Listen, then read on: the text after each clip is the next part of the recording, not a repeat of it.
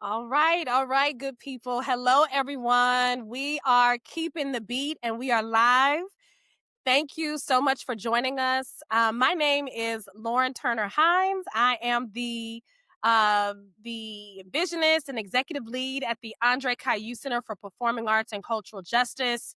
And this is part one of a 3-conversation series as we reflect on the year. I've gathered some of my favorite co-conspirators and mentors to talk us through not only what we've all been navigating, but also futurist visions and strategies for moving us forward. Today on this edition of Keep the Beat, I am so grateful and just really, really blessed to be joined by our guest. We have Alex Semeta of NET, Studio Luna, and also ACC board member. We have Mauricio Salgado, the chair of the undergraduate Department of Theater at NYU, and art equity facilitator. And we have Defoe, artivist, global artist and activist and global citizen, ACC board member, and also with Distracted Globe. And we have Nigel X, who is the executive artistic director at Forest Forward Theater. Hi, everybody. Welcome. I want to give you all the opportunity just to say hello. So if you could just talk a little bit about your work and also where you're joining us from. Alex, can I pass it to you? Yeah, absolutely. Hi, everybody. So happy to be here. My name's Alex Semeta, pronoun she, hers, calling in from the land of the Chumash and the Tongva here in East LA, Boyle Heights. My work is spread across a couple of different networks and ecosystems, but they all really rely on a couple of core principles. And that is, I believe in gathering. I believe in building deep relationships. And I really believe in the power of ensemble devised practice to build pathways. I like to think that the connection between all of my work is that it's all civic technology. Yeah. Lauren, should I throw it to somebody? All right. Nigel, can I throw it to you? Sure. Good afternoon, good morning. Nigel X here. I use he, him pronouns. I'm calling in from the land of the Jumanos, better known as, or currently known as sunny South Dallas in the 75215 zip code. I am the inaugural executive and artistic director for the Historic Forest Theater, which has a storied history and will reopen for the community in November of 2026. Listen, I love these people on this call, and I love Black people. And I am appreciative of the opportunity to hold space and create space using the art, using the culture, using conversation to bring folks together, to see beyond this moment, and really, really, really, really, really, really, really build toward liberation. So I could talk about other things, but that's me. And he already knows it's coming to him. I'm gonna send it to you, Defoe. Bow, bow, bow. Nigel X Porter. Oh my goodness, one of my fave people besides all the other people on this this live stream today. So yes, absolutely. It's I'm really humbled and honored to be here, through the ACC to amplify Black artistry, Black arts, Black people, Black cultural workers. So important at this time. So hello, my name is Defoe, Indigenous Cause. I am a citizen of the Anishinaabe Tribal Nation and Oneida Nation, and Two-Spirit Indigiqueer metaverses coming to life here in the virtual realm. I am here in Lenape-Hoking, land of the Lenape people, colonial known as New York City or Matahatta today, in a dressing room, making some work over here. I definitely today am also about, this idea of indigenizing and decolonizing time, space, and resources. I think that accountability is vital to community to expose and dismantle prejudices or bigotry or any kind of bias by creating opportunities for new practice and growth. And, listen, community is at the forefront for me. And I think it's really important that we honor and celebrate all our relations, right? Two-legged beings, four-legged beings, winged, rooted from earth to sky and back again. So important because, listen, we all need the water to drink. We are here together. So let's do this. I'm really excited to be here. Thank you. Passing to Mauricio, brother Mauricio. Bring us home. Mi familia, sibling, cousin, buenas tardes, buenos días, gente preciosa, querida. Qué placer estar aquí con ustedes todos. Mauricio Tafur Salgado, he, him, his, in pursuits in the lineage of the beloved community. From the great Dr. MLK and Dr. Vincent Harding and Bayard Rustin and Dolores Huerta and Cesar Chavez and my parents, organizers, social workers down in South Florida, inmigrantes who are after it. We're after this vision, this dream, this hope of a beloved community and all that means. All that dreams to be. And I have felt it. I've seen it here with these folks. Lauren, a keeper, a model, an example of beloved community. AAC, the André Cailloux Center. What a space of beloved community. So I'm grateful to be in conversation. Also here, like my sibling Thai, Manahata Lenape Hoki. All right, folks. So we're about to get into this conversation. This is Decolonized Funding and Kinship Strategies for Art, Community, and a Living Solidarity Economy. And this is being brought to you by the André Cailloux Center for Performing Arts and Cultural Justice and that organization. And I am coming to you from Bubancha, colonially known as New Orleans, the land of the Homa, the Choctaw, the Chitimacha, the Appaloosa, and so many, many more. Those brought here on ships, extracted labor from Bambara people to Wolof people. So many people meet on this land and in this space and have made it what it is today. So with that being said, I have a first question just to ground us, just to get us going, right? Because today we're talking about resource. We're talking about money.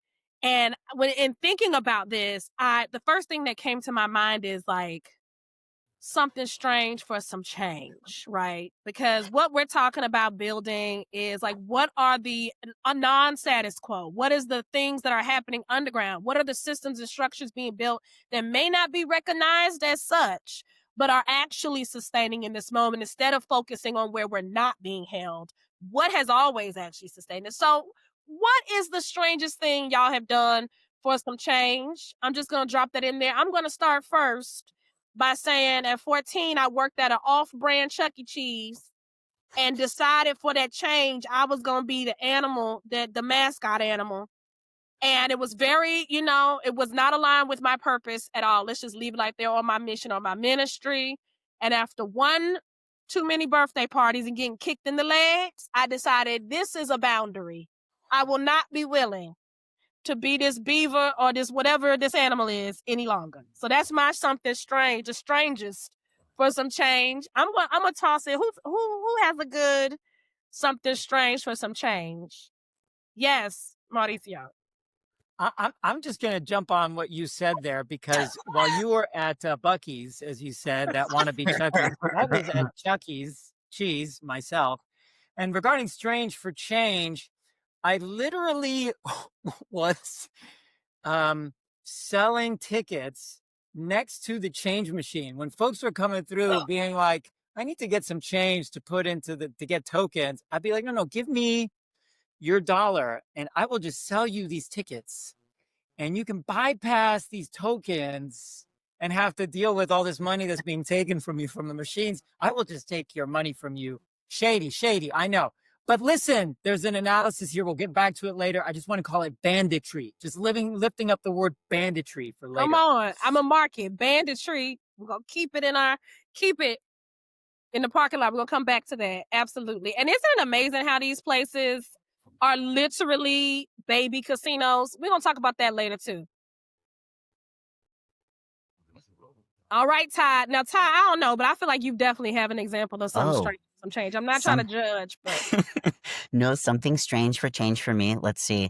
I was thinking about getting an internship and sitting in an office building in New York City on a 24th floor and sitting there thinking about change and like trying to figure out what I was doing, what was happening, what was going on. And I remember taking all the paper clips and they were color coded and arranging them into beadwork designs on the table and then arranging the paper clips into community and space because I was trying to visualize change in that moment while I had to like sit in this cubicle for many, many hours pretending like I was doing something. So for me, that was very strange because I wasn't out there physically lifting something, doing something, meeting with people, but arranging paper clips instead. For real significant change. You were doing something strange. Legit strategy. I wasn't that talented, but here's what I'll offer. When my sister was in daycare, I begged and begged and begged the daycare owner, Miss Levine, at ET's daycare in Port Arthur, Texas. I need a job. I must have been in middle school. And that summer, she allowed me to ride the van, 15 passenger van. And I was the one responsible for getting the young people from their house to the van back to their house. And I learned so much that summer because those are the kids that taught me to catch that light. I know that's right. Don't let that light change before we pass. Catch that light. Mm-hmm. And it's amazing the amount of trust that those parents have with me, little 13, 14-year-old boy, to make sure their kids got home, got to daycare and got back home safely. Maybe not strange, but I thank Miss Levine for creating the opportunity for me. Paid me under the table and allowed me to, start to build my own independent thinking of like what's possible when you have your own resources to do your own thing. That's right. Oh. Alex, I see you thinking. Yeah, no, I'll just jump in. I've had like 20 different thoughts run through my brain, but I'm a little bit inspired by the banditry that was being offered, so I'll throw something in the same vein. Teatro Luna, now Studio Luna, used to tour a lot all over. And one of the main kind of consistent gigs was at colleges and universities. And so I love colleges and universities for so many reasons, but some of them had some funky practices. They would actually start to deduct from our fee for different things if we went over to like kind of crazy things. And so it started very small with just saying, we're going to liberate all of the tape from these sites when we needed to. And as soon as they started charging or deducting, I was like, okay, what else can we liberate from this backstage consistently, to the point where we actually like brought extra tubs on our tours because like we're gonna fill them up because you're gonna charge, so am I. Yeah. So am I. Yeah. And that's how we built a whole tech trunk for ourselves to go on to other sites. Yeah. Liberation. I'm here for it. All right, y'all. So as you all are intimately aware through so many late night calls, strategy sessions, everything, we at the André Cailloux Center are trying to secure a Black cultural home. And we're in a city where displacement, cultural erasure, historical erasure, literal physical erasure are always trying to press in. So throughout this year, and really since I think we started in 2023, I've been trying to develop some underground ways of working. And so it's become essential because a lot of the status quo and above ground methods are not capable of sustaining Black art, Black history, Black futures, definitely not Black futures. So when you think about this moment that we're in right now, politically, socially, culturally, the funding landscape, the resource landscape, what does underground work mean to you? And do you find it to be as essential in your world as I have found it to be in the world that I'm navigating?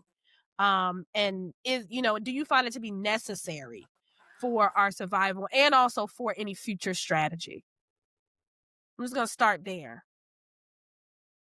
I'll start us off. Mm, Thank you for the question. I feel like, Lauren,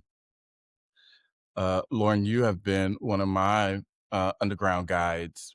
I am stepping into my very first executive appointment, leading a Black institution, and quite frankly, dealing with a lot of first for me.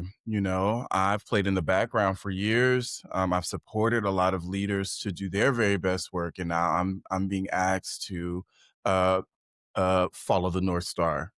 Set the North Star, guide us to a place of liberation. And you know, early on, I've only been in the role. I think I started like half-time in May, full-time in August. Here we are in December. And one of my first emotional phone calls went to Lauren because we're building a new building, and I was on a call with the architect, the architectural consultant, the construction crew, uh, all white men.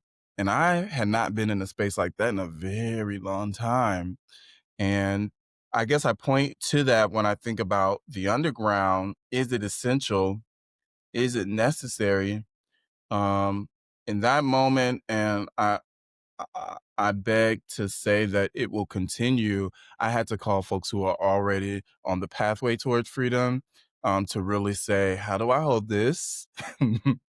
How do I show back up? Because people are looking to me to really to guide. I'm at the table. I've got the map. So I do think it's essential. I do think it's necessary. I don't think it'll be forever. I think we are still in a moment of needing to be our very best creative selves, and nimble selves in order to really still navigate being in a system, trying to get out of a system while building a system, while most likely trying to get out of that system. Absolutely. And just also wanted to name, sometimes when I talk about underground, I'm not talking about hidden. Sometimes I'm talking about just like the unnamed, you know what I'm saying? Like, so even in thinking about, what are the unnamed structures that have always sustained us that we just don't even sometimes recognize as such, like things that we don't even think of as systems and structure when there is system and structure, there always has been. It may not, maybe the capacity for it to support changes over time, but it exists. But I think that that's a brilliant example of like the networks of support, advice, and like interdependent mentorship. You know what I mean? Um Ty, did you want to talk a little bit about underground Sure, yeah, work? Then just kind yeah. of thinking about, I was just thinking about, this idea of underground and, being untitled or unnamed. And I appreciate you, Lauren, saying and talking about that, because there's something about this idea of being in surveillance, by a culture that, like a white culture, I think that doesn't allow dreaming to occur, or kind of is protective of that. And I think there's something about this ability to dream expansively without that kind of surveillance, to cultivate a future that centers lineages and lands, and to cultivate memory. And now I'm just kind of talking about concepts, right? But I think there's this other idea about survivance that happens, that's a term brought to us by Vine Deloria Jr., that talks about it's, not hiding something, but it's actually allowing time and space to bring about this collective memory, collective accountability towards bodies and lands and movements and cultural expressions. So it's both strategy and it's also a refusal, so that when the above ground work happens, I think there's something about doing that with real intention and adapting these skills and asserting stories that outlive this type of surveilled gaze that tries to diminish them. So I don't know. I'm really excited about this idea about doing this work underground. I just wanted to add that, and I'll pass to Mauricio, who hopefully is with us now. I think, Okay. here we go. Thank you. Yes. appreciate you, Ty. Appreciate how often you lift this survivance, this call. I think about, Lauren, to your point, we had not too long ago a conversation about how was the Underground Railroad funded, right? That folks needed to be able to get from one place to the other, and then they needed food, and then they needed housing, right? Like that's, to your point, systems that exist to support. That there are different kinds of systems. I respect that the word system is suspect. It's hard to engage with that word. But those are systems, right? Those are, and by system, I just mean that there's a logic to them that we know how to deploy. That I go, okay, I'm going to give this to that person, and that person's going to take that and put that there, and that person's going to make that space available. So, for example, I've been engaged this year in different capacities and conversations about sanctuary networks, literal ones, for how we move people from border towns or from policed communities into spaces where it's not that they're not policed. It's just that there is, on some level, a bit of room where the police are turning an eye away. And I think that's meaningful here when I think about underground, is that it literally means being out of the gaze of the policing order, right? Knowing that the policing order is specifically has an agenda to police people in a particular way. And so the underground has to be a practice where we don't rely on those authorities, where we are able to do some banditry. And banditry I take from Ched Myers, a book called Binding the Strongman, which is looking at, ancient cultures and the moments where there have been transitions in political structures and the ways in which, in moments of transition, political systems fray at the edges. As it is, people who live on the edges, and by edges, I mean the spaces where the policing, the authority isn't as strong or isn't as clear in their presence. But in moments of transitions, those spaces get, there's less attention to those spaces. And it's in those spaces where folks who are like, I'm just going to take. I have a practice of taking for my survival. And the people in their community have a practice of respecting that and of not policing their own. And this is where it gets tricky. Because I know where I live in my community, there are ways in which I have this conversation with my neighbors often. It's like, are we policing the person on the corner who's selling the thing we'd rather not be sold on the corner? Where's our own sense of where's our room for banditry? How much banditry are we willing to allow? How much have we internalized the police for ourselves and that we practice that? But I think there is a certain amount of this underground accepts that it's not legal. And definitely in the sanctuary movement, we're talking about illegal action. I'm talking about getting people out of Florida. I'm talking about getting people out of Texas. I'm talking about getting people out of South Carolina, North Carolina, and figuring out where to go and how to get them there. Systems. What house are they going to stay in because they can't stay in hotels anymore? Who's going to drive them? Do they have enough money to get there? When they get there, what doctor are they going to see? What doctor is going to turn the other way? Well, I mean, underground itself is so closely related to abolition, and that is illegal. That is being illegal, to stealing oneself away from something. So that resonates deeply. And also, what you're saying, Mauricio, and going back to Ty, I think about decentralized leadership. I think about Ella Baker, and what the underground aspect does is also it protects leadership in the sense that oppositional systems, oppositional energies don't know where the support is coming from. They don't know how to attack a movement when there's decentralized or hidden or underground structures that they don't have access to. So the forward movement can continue when we're building this new thing that is resisting erasure, that's resisting displacement. Right? Your work you're doing, Nigel, that's reclaiming historic space. When we're doing that, anyone that's oppositional that wants to stop that might go to some of these traditional methods, right? Traditional funders and say, don't fund that, or traditional measures and say, don't approve that new build or don't do that. But when your support isn't easily identifiable, it makes it more confusing and harder to do. So I'm thinking about that as well, and you all sparked that. Alex, what you got? This is so delicious, y'all. It's made me think about quite a few different things to maybe go into a direction we haven't talked about yet. I'm thinking about the systems that some of us have in place. And I'm thinking actually about somebody in New Orleans who kind of gave me some of the language for this. But there are so many of us across the country who have space for use. And what are the ways we think about the space? What's the way we talk about our space publicly versus the way we're actually navigating our space privately? And there are programs that all of us do that we do not talk about. Maybe we could get more funding for it if we did, but we actually feel like it is safer for the people who want to use our space non-traditionally to actually not even talk about that. So it can be for refuge.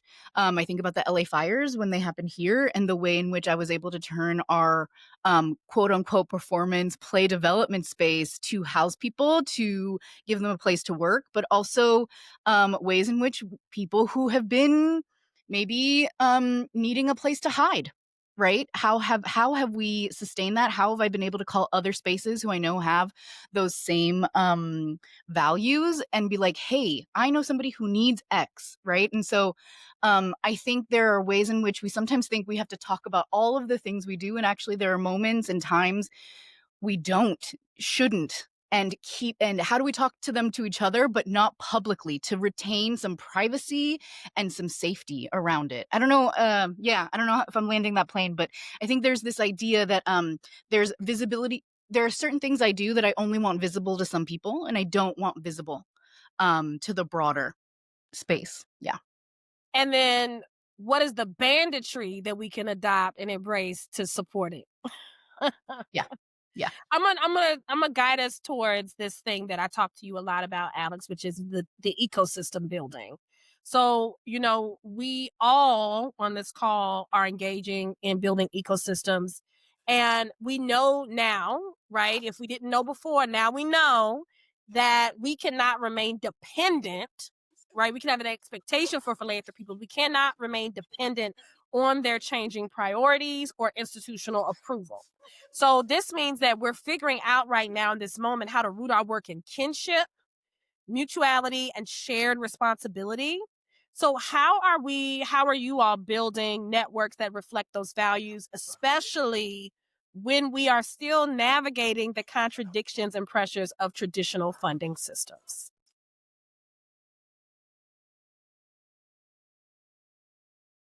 I wish I had better answers to this, but here's what I'll say.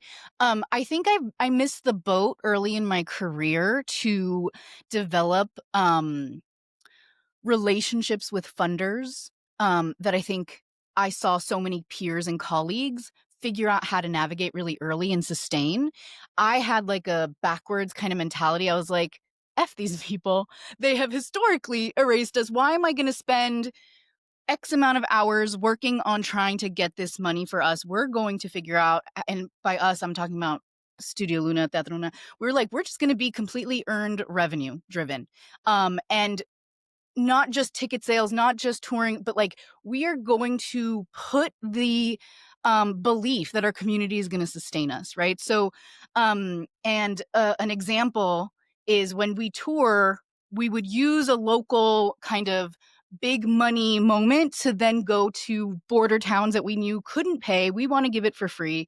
That was so much a part of our practice because our work is mostly about people from those communities, because that's who made up our ensemble.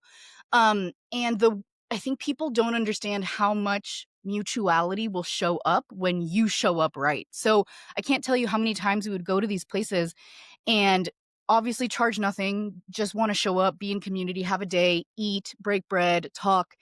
And then we'd walk away and we'd have these envelopes and people had given us more money than maybe even collectively one of the universities had paid us. And we're like, okay, how do we get this money back to these people, right? So, because thank you, you showed up, we needed that. And so we're always thinking about how do you keep the money moving in different ways, right? So a ton of people from a town had given us money. How do we give it back? We found an organization to move it through. So I talk about this example because it's not tit for tat, but how do you keep things moving, whether it's goods, cash, gifts of service. So that's the other thing, is I don't go into a city without calling and seeing, what can I offer? Can I just show up to your office and help you do something? So I think these are things that are like embedded into the values of what we do at our organization. And I think sometimes we just think about money. And I'm always thinking about what are more time, energy, goods, even connections. So sometimes when I get frustrated, when I get stressed out, I go back to those basics of how to show up. Yeah. And I feel like that is what we're all having to do, is to go back and reclaim and recognize some of these practices right now. I don't know if it's the physical architecture of the ACC being a church, but I have been deep in the archives of, like, the first racial nadir, and like, how did Black institutions sustain and thrive at that time? Because they did thrive.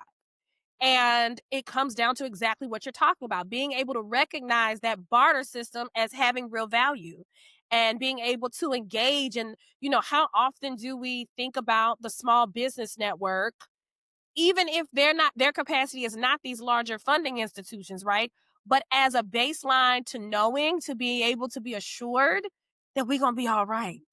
Because the mom and pop shop down the street is going to write their little check when we show up in this way. Or we were able to offer the restaurant owner across the block space for the baby shower. And now our event, they're giving us catering, for free or a discounted rate. And that matters. And then if we think about it as a system, an ecosystem, now how are we feeding back into it to make sure that it stays moving, right? So that lands for me. I'm having to go back and grab all of that stuff. Full Sankofa moment. Absolutely. Nigel, I know you are basically creating an entire ecosystem through your work at Force Forward. Have you been thinking about this as well? I mean, I know you have, but can you talk to us a little bit? I have, and quite frankly, I've been inspired by both a lot of the systems and institutions that have existed before us, and also going back to our natural ways of working and being in circle and building ensemble, building coalition. Um, one of the things that has become super apparent to me, is that when we come together, we start to see that all we have is really in the circle. Um, and when we come together and we build a shared baseline for values, how we see the world, how we handle conflict, um, what are the rituals and ceremonies that this circle decides to implement, it sets a new energy for our possibility together. Right now in Dallas, there is new leadership for the African American Museum, which has been around for a very, very long time. The South Dallas Cultural Center, which is a space that was one of the only spaces that you could go and be enriched by Black art, and the Forest Theater. So to have those three institutions coming together to say, okay, well, how do we build a circle? How do we pool our resources? How do we, and this goes back to what Alex is saying, start to do some of the work on the inside that nobody else has to know about, but we're actually raising the consciousness of our community. We're actually coordinating resources in ways that have not been coordinated, because we know that people love culture. They're going to gather at the theater. Once we've got them here, how do we set our community on a different trajectory toward our North Star? And how do we do that in a coordinated way? And so I'm super inspired by that, because it's not about me. I literally, I'm from Texas. I've been in LA the last 15 years, and I'm coming into a community that is excited to do something new and different, but also they don't have to look to me to do it. All we need is to do it together, and need a little bit of just a line facilitation. And that for me is already re-energizing.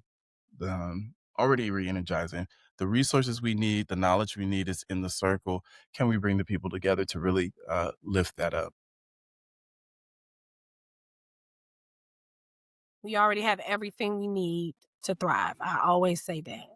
Mauricio? Thank you. I appreciate this moment of like bringing people together and how we bring people together and what we bring people together for. So I come from immigrants who, in Colombia, which is a very classist structure where to this day, folks identify with one of 6 stratospheres. These are class born into by name, a kind of caste, definitely class-centered stratosphere. And one of the things that comes with that understanding, at least something that my family brought with them, was an assumption that wealth was inherent, like wealth was name bound, it was inherent. And then when their name was no longer valued or valued in the way that it had been valued, and they found themselves without mobility, without resource, and bound by ceiling, they really struggled to like make ends meet. So on one end, I come from very poor family, Strat 6. On one end, I come from Strat 1s. And they met in New Jersey. And in some ways, that kind of helped level the field, which is why it was possible for them to get together. Because had they been in Colombia, those two families would have never connected. But then what happened is my people didn't know how to save. And so instead, we were, week to week, month to month, even if they were making enough, because they didn't understand the economic logic that is required to survive in a U.S. context. A part of that logic is that inherited money is what's going to help you win the day. You have to understand that it's the inherited stuff that matters. And if you are coming from new money, you're really going to struggle. And if you don't understand how to tap into inherited money, which is how we get into maybe what Alex is naming is like this kind of resistance to all the inherited wealth, all the philanthropic, historic wealth. And so because people don't know that there's a thing, they get shy because they feel ashamed that they should know or they don't know. So my folks just didn't know how to talk about it. And they didn't know where to ask for help. Thankfully, my mother, the therapist and like cycle breaker that she is, was very honest about this. It was constantly like, we're out of money. We don't know how to spend it. We're doing this, we're doing that. And that taught me a thing or two about like not being afraid to say it.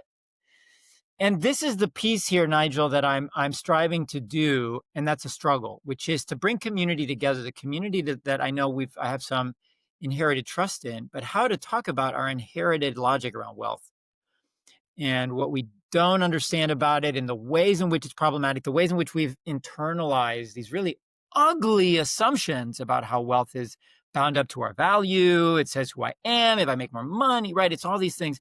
And instead, can we have open, honest conversations about it?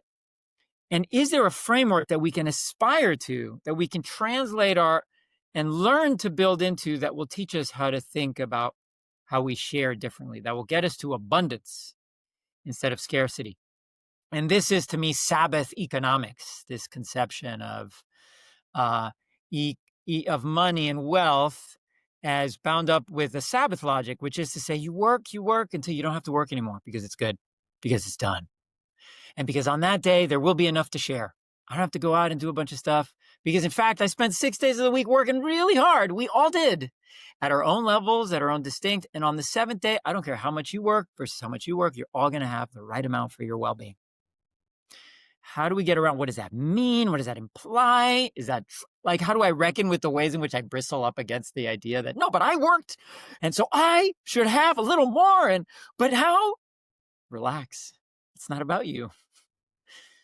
So bring people together to have an analysis about money, to learn how to be open, to talk openly about it, get past the shame, get past the inherited distrust, into some new systems of get thinking. Into that trust is key. And that's one of my key learnings this year is that in working in this way, not only embracing and seeing some of these underground or less identifiable networks of support, but trusting them to hold me, that I don't have to run myself into the ground.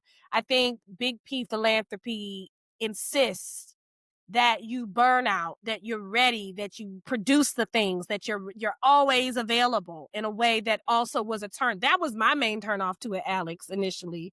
And I'm the same as you. I think I came on board in terms of having these conversations and developing these relationships late. But because it was asking something of me that I already knew I was not wanting to engage in, which was that constant go, go, go.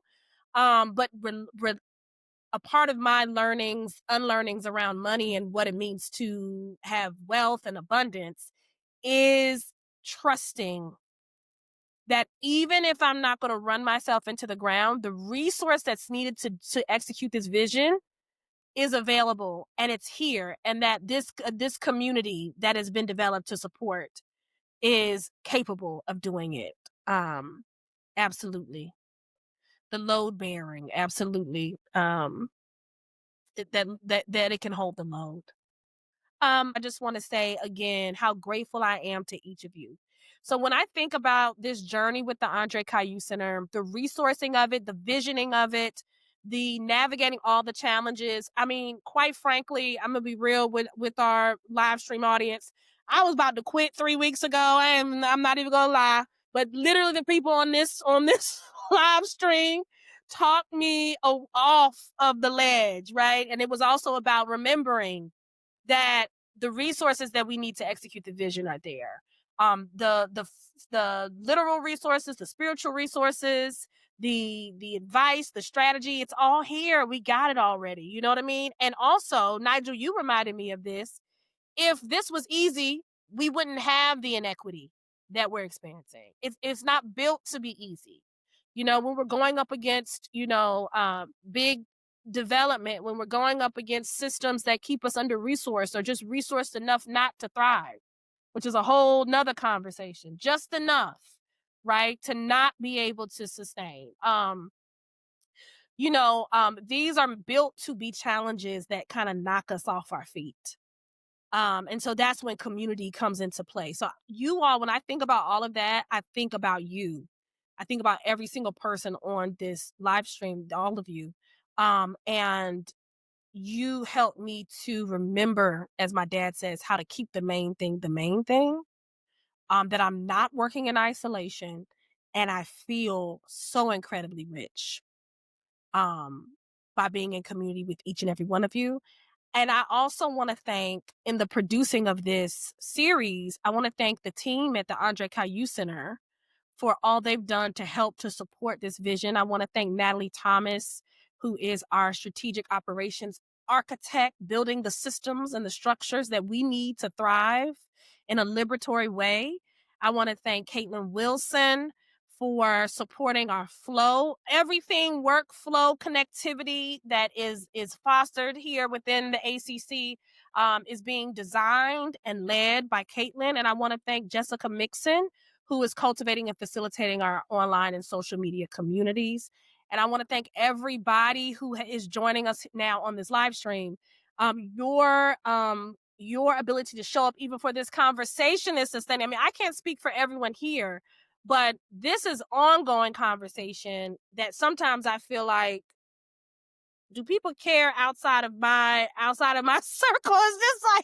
Is this normal conversation? But your ability to show up in this moment right now shows us that you do indeed care. And for me, it's a part of what sustains me. And it is literally sustaining. You showing up is what's sustaining the work. And I just want to say thank you. This conversation is a part of how we're ending our year. And if you are led to join this movement work, I would highly recommend that you give an end of year gift to the André Cailloux Center, no matter the size of the gift, the small and mighty, the biggest, the largest. You are playing an essential role in our ability to sustain and to move forward into this vision for reclaimed self-determined space. And I promise you will see your contribution at work through the André Cailloux Center. And so I highly encourage, and even if you give $25, you will immediately receive an invite to our December 10th event, holiday gathering. We're lighting up the building and you are invited, and we just want to kick it with you. So you pulled up to this live, and now we want you to pull up in person on December 10th.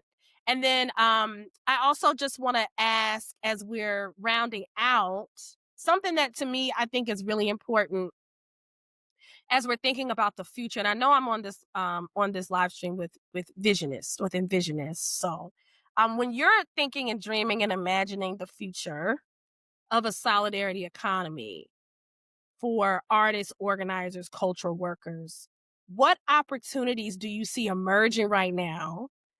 How can underground networks become the blueprint for new ecosystems that shift power and protect cultural spaces for the next 7 generations?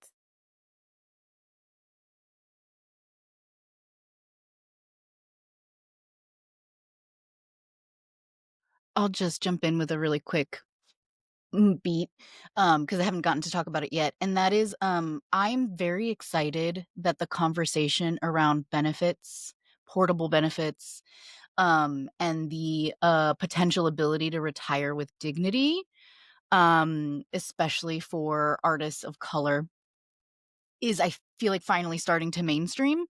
And it doesn't feel like this crazy thought.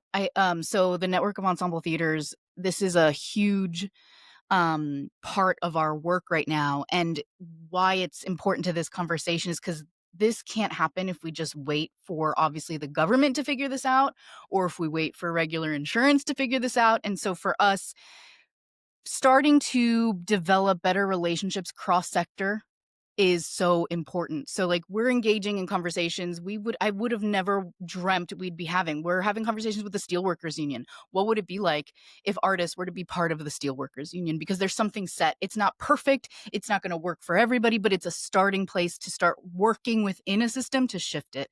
So I just give that small example of like, we're thinking about how do we work really outside with different organizations and sectors that we've never even thought could have a partnership with the art sector. Yeah. If folks want to join in on this ecosystem building, Alex, how do they join in vis-a-vis the net or Studio Luna door? Yeah.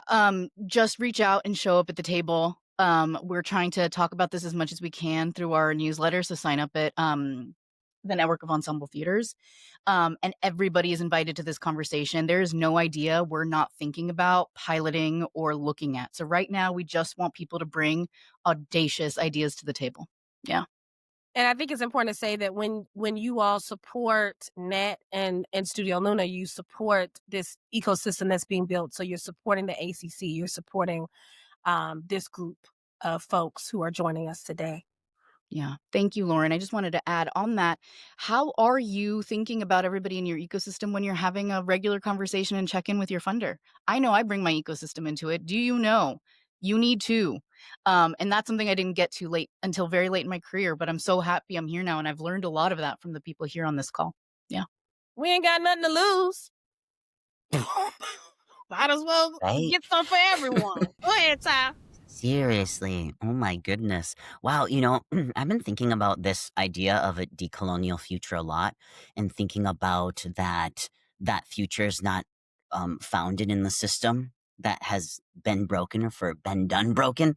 I think that this idea if we build it together, and I've been thinking a lot about, the idea of sovereignty and in indigeneity, right? Which definitely is included in this, indigenous Black solidarity movement that's growing. So I often think about this idea about investment in land and the rematriation of land, which means collective land stewardship, which then would require culture hubs.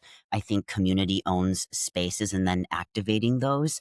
And then I also think about this idea, if we're in the future, about lineage, right? This idea of cultural memory on the ground that is starting to create our own story and hold those stories around kitchen tables, from the living rooms to studio basements to powwow grounds, community centers, and really get nuanced about those, which then leads me to this idea of collective autonomy, which is getting to this place of experimenting with resource sharing models that have not been existed, which is this idea of world building, right? And I think from there, then there's something about being proactive in this type of culturally anchored work, so that resources then could not just be top down, but they could flow horizontally. right? So being at the crossroads, expanding upward, but also expansively to the circle that Mauricio just mentioned. So I think there's something about that that is important that I just wanted to mention.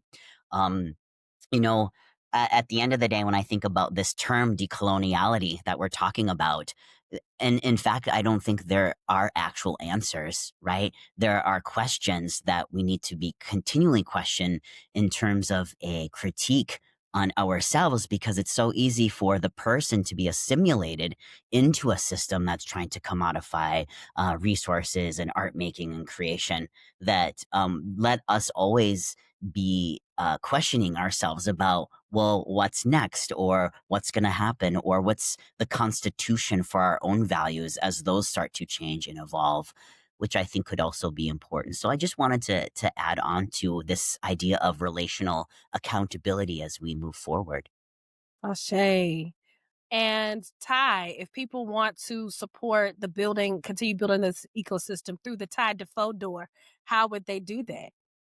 You know, listen, there's a light at the end of the hall. Look left, look right, and keep on going. Yeah, you can just follow me on my website. I'm also part of Global Distraction Group, as well as All My Relations Collective, and a bunch of other groups too, including Art Equity and the ACC. I'm around the ACC showing up. So I'd love to. I love being in conversation with people to talk about a lot of this, because it is not stagnant like water, like things that change. We are evolving like year to year, every 6 months, right? We should Yeah. be in conversation about this idea of care, of forms of resistance, forms of abundance, because it changes year to year. Mm-hmm. Thank you.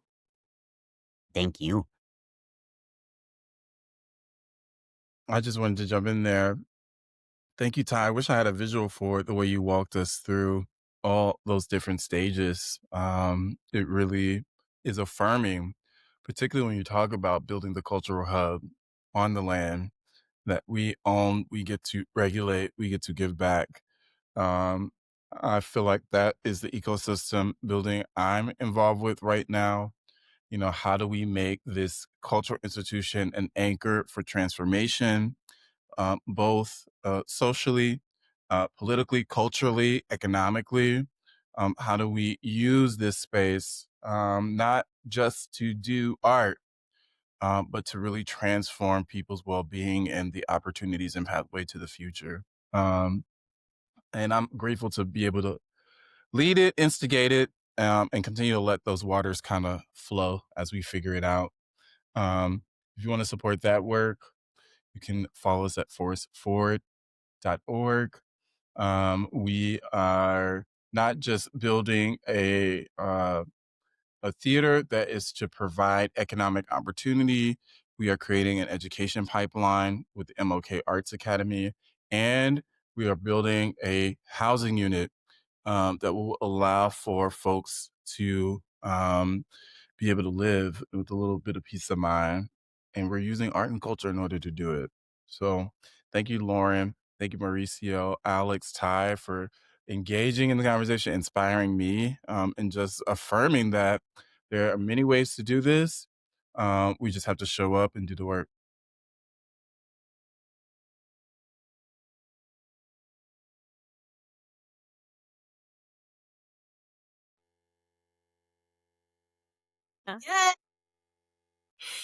Thank you. Two little things, and little. I mean them little. To add to the mix. To yes and. I'm always interested in a mutual aid experiment. So, for example, I'm in a conversation right now with Alex and several others, being like, okay, we know we have people. So what's the mutual aid experiment for us right now? What's the thing we're going to commit to doing right now? I'm also involved in a little mutual aid exercise in my neighborhood with the parents that my kids interact with, and we're asking ourselves, how are we introducing our kids? How are we demonstrating what it means to live in a mutual aid way, and not in a way that is like, sure, I can be charitable, but in a way that is life sustaining, right? So I'm going to go grocery shopping, which means I'm going to go grocery shopping for you too. And my kid's going to know this, and my kid's going to help do the groceries. So my kid gets to know what's in your kitchen, and you get to know what's in my kitchen. Like, we're looking at each other's life systems, and we know them enough, and we know that, oh, that's normal. Yeah, I know how to open your fridge, and I know how to find what you have, because what's mine is yours and what's yours is mine. So I'm interested in mutual aid exercises, in developing the mutual aid muscle, and how we're doing that in small ways with different groups of people. I think a good example by way of links or connections of that is the Poor People's Campaign. I think the Poor People's Campaign around the country, in their own localized way, is after that, is trying to figure out how do we not just recenter the narrative. So we're recentering the poor in their own narrative. So we're no longer saying their story for them, but we're also figuring out how to build systems of abundance, how they name the systems of abundance, and so that we can all be in support of that. So get involved with your local Poor People's Campaign chapter. They're there. They're everywhere. They might be small, but no doubt these are people who are committed to where I started, which is the beloved community. It is a longstanding, deeply, an effort that is grounded in everything this group of people is talking about. So if you don't know of your local effort, get involved. Well, thank y'all once again for being a part of my beloved community. And thank you all for joining us. We're closing out, but this is not the end. I hope that you will join us on December 30th, where we talk all things organizing, Southern organizing principle, with James Borders and Wendy Moore O'Neill and Carmen Morgan of Art Equity on December 30th. And y'all know I could talk to y'all all day. I love talking to y'all about all things money, something strange for some change, and everything in between. But it's come to a close. Thank y'all so much, and we'll see you all on December 30th, and before that, on December 10th. Thank you, Lauren. Thank you.